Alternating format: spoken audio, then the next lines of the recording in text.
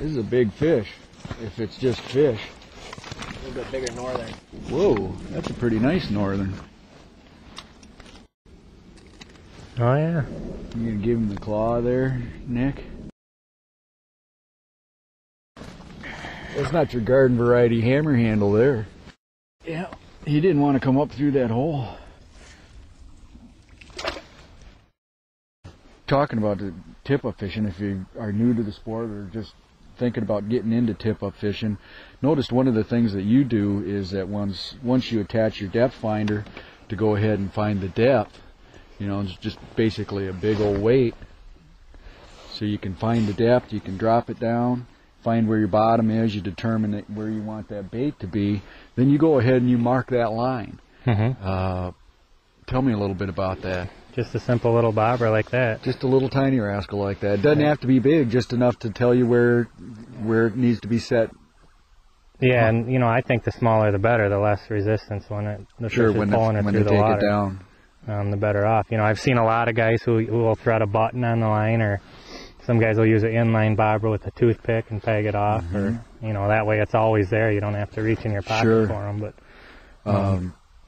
is there advantages or disadvantages to like the button versus a bobber, or? I don't believe so. You know, I think it's just a matter of marking your line. So when if you're into fish like we have been today, you know, you save so much time by resetting. You don't have to recheck the depth every time.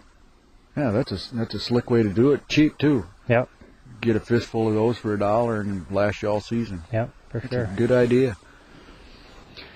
Once a flag goes up, generally if it's still turning when I get there, I like to set the hook while they're moving. But I noticed you guys kind of like to look at what they're doing and take a little more time about it. I think, you know, if it's really cruising, if it's spinning real fast, that's a great time to take it. But if it's crawling away from me, I have a tendency, just like you witnessed, to wait for that fish to stop. I'm always afraid of picking that tip up out of the water, and when they're just slowly cruising away with it, having them feel that resistance and spitting my minnow. You know, especially since we're using pretty large minnows, I like to make sure they at least get that hook down into their mouth. Something else I noticed you do is that when, you know, you got a tee on a beaver dam tip up, traditionally you hook the bar below one side of the tee. I noticed that you actually have it over both sides with that loop that's on the flag. Yeah, I do. I got in the habit of doing that because I had wind blowing my tip up all the time. So I just got in the habit of looping the thing on there, and regardless of which way the wind blows, the flag won't go up unless a fish pulls it up. And from looking at it, I can't see that there's any more or less resistance either way. So it's just something I got in the habit of doing a long time ago and always worked. It's a great idea. You know, like you said, especially if you got wind, and everybody knows the frustration of having your flags go up when it's windy and it's cold, and you really don't want to have to mess with it if it's not a fish. Yes, I noticed that you made some modifications to this beaver dam tip up. You put a little stainless eye right there for your hook holder. That's always been a lifelong problem with tip-up fishing, is trying to keep those hooks from flopping around as you're coming across the ice, and when you're picking up and it's cold, you know, after dark kind of thing.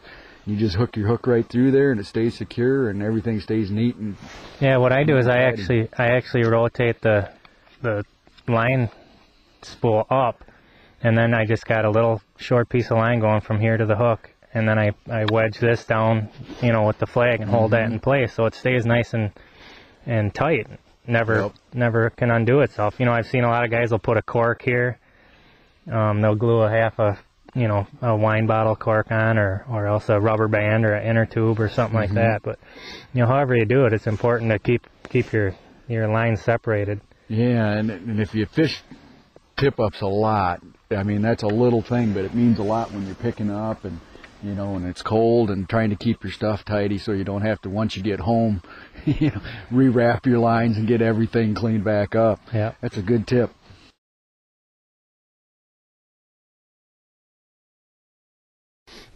We got a flag right there.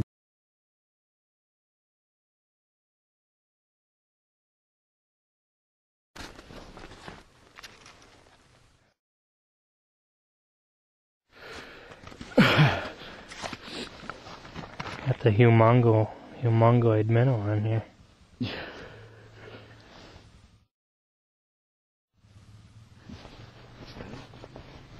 That's what it feels like. Is about a, no, there it just got heavy.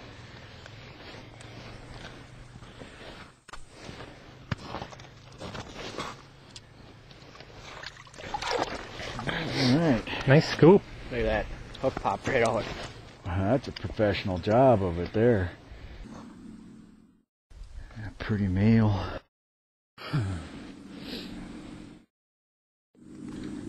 Nice one.